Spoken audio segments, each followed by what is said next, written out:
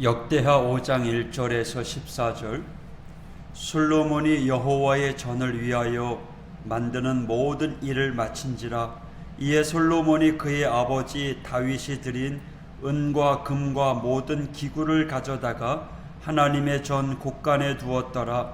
이에 솔로몬이 여호와의 언약궤를 다윗성 곧 시온에서부터 메어 올리고자 하여 이스라엘 장로들과 모든 지파의 우두머리 곧 이스라엘 자손의 족장들을 다 예루살렘으로 소집하니 일곱째 달 절기에 이스라엘 모든 사람이 다 왕에게로 모이고 이스라엘 장로들의 이름에 레위 사람들이 궤를 매니라. 궤와 회막과 장막 안에 모든 거룩한 기구를 메고 올라가되 레위인 제사장들이 그것을 메고 올라가매 솔로몬 왕과 그 앞에 모인 모든 이스라엘 회중이 궤 앞에서 양과 소로 제사를 드렸으니 그 수가 많아 기록할 수도 없고 셀 수도 없었더라. 제사장들이 여호와의 언약궤를 그 처소로 메어 드렸으니 곧 본전 지성소 그룹들의 날개 아래라. 그룹들이 궤 처소 위에서 날개를 펴서 궤와 그 채를 덮었는데 그 채가 길어서 궤에서 나오므로 그 끝이 본전 앞에서 보이나 밖에서는 보이지 아니하며 그 궤가 오늘까지 그곳에 있으며 궤 안에는 두 돌판 외에 아무것도 없으니 이것은 이스라엘 자손이 애굽에서 나온 후 여호와께서 그들과 언약을 세우실 때에 모세가 호렙에서 그 안에 넣은 것이더라. 이때에는 제사장들이 그 반열대로 하지 아니하고 스스로 정결하게 하고 성소에 있다가 나오매 노래하는 레위 사람 아삽과 헤만과 여두둔과 그의 아들들과 형제들이 다 세마포를 입고 제단 동쪽에 서서 재금과 비파와 수금을 잡고 또 나팔 부는 제사장 120명이 함께 서 있다가 나팔 부는 자와 노래하는 자들이 일제히 소리를 내어 여호와를 찬송하며 감사하는데 나팔 불고 재금 치고 모든 악기를 울리며 소리를 높여 여호와를 찬송하여 이르되 선하시도다 그의 자비하심이 영원히 있도다 하며 그때 여호와의 전에 구름이 가득한지라. 제사장들이 그 구름으로 말미암아 능히 서서 섬기지 못하였으니 이는 여호와의 영광이 하나님의 전에 가득함이었더라. 아멘. 솔로몬이 7년 넘게 성전을 건축합니다. 참 긴 시간이었죠. 성전뿐만 아니라 그 안에 들어갈 기구들을 제작하는 일까지 완벽하게 마무리합니다.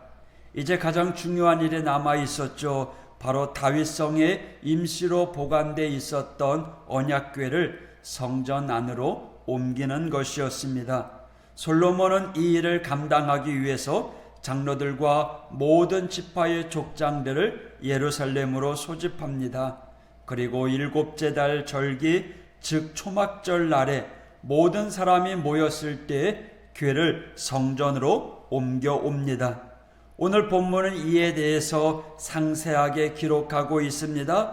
그런데 우리가 여기서 눈여겨볼 대목이 있습니다. 언약의 궤를 안치하는 그때 솔로몬 왕과 이스라엘 회중들이 언약궤 앞에서 한 일이 있습니다.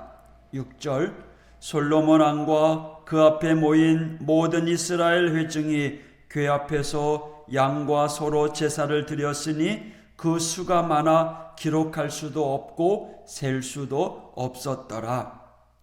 양과 소로 표기한 이 단어를 히브리 원어로 보면 암컷과 수컷을 모두 포함하고 있는 단어가 아니라 구체적으로 양은 암컷을 나타내고 소는 수컷을 나타내는 단어임을 알 수 있습니다. 다시 말해서 제사로 드린 제물이 양의 암컷과 소의 수컷이었다라는 거죠.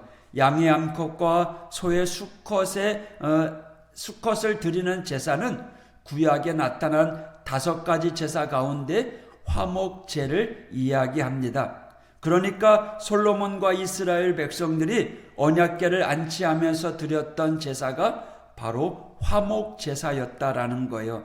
그들은 왜 언약궤 앞에서 속건제나 속죄제 또는 소제나 번제가 아닌 화목제사를 드렸을까요? 화목제사가 무엇입니까? 말 그대로 하나님과 화평하기 위해서, 화해하기 위해서 드리는 제사입니다. 하나님과 인간이 화목의 관계를 누리고 또 인간과 인간이 화평의 관계를 누리기 위하여 드리는 제사가 화목제사입니다.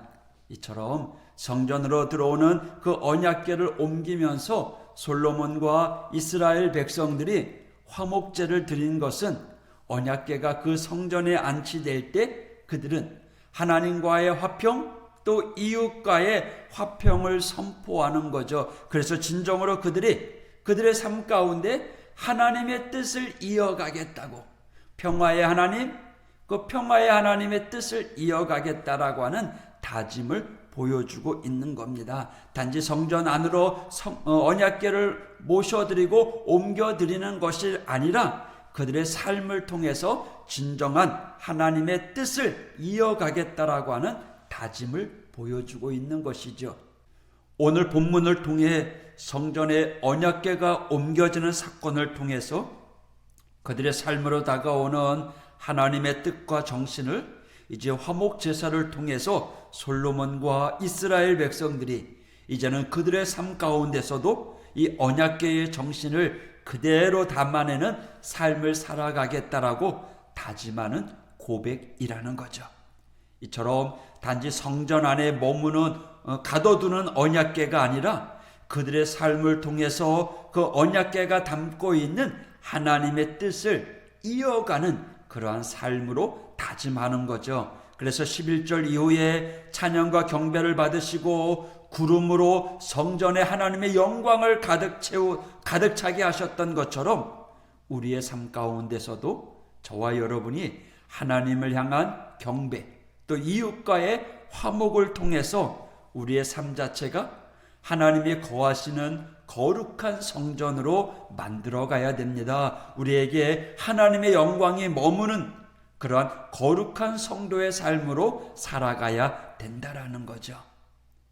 이제 한 주간 시작합니다. 오늘 하루 살아가면서 저와 여러분이 주님과 함께 동행하는 삶이 되길 원합니다.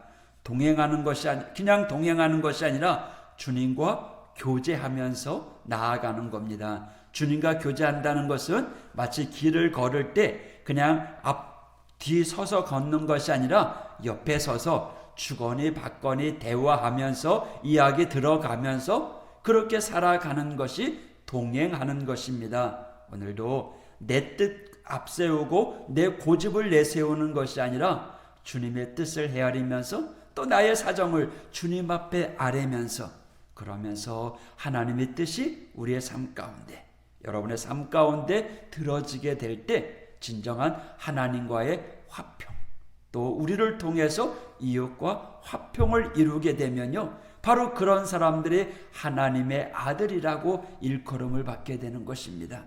오늘 하루도 내 삶 자체가 우리의 삶 자체가 하나님의 뜻을 이루어드리는 이 하루가 되시기를 주님의 이름으로 부탁드립니다. 기도하겠습니다.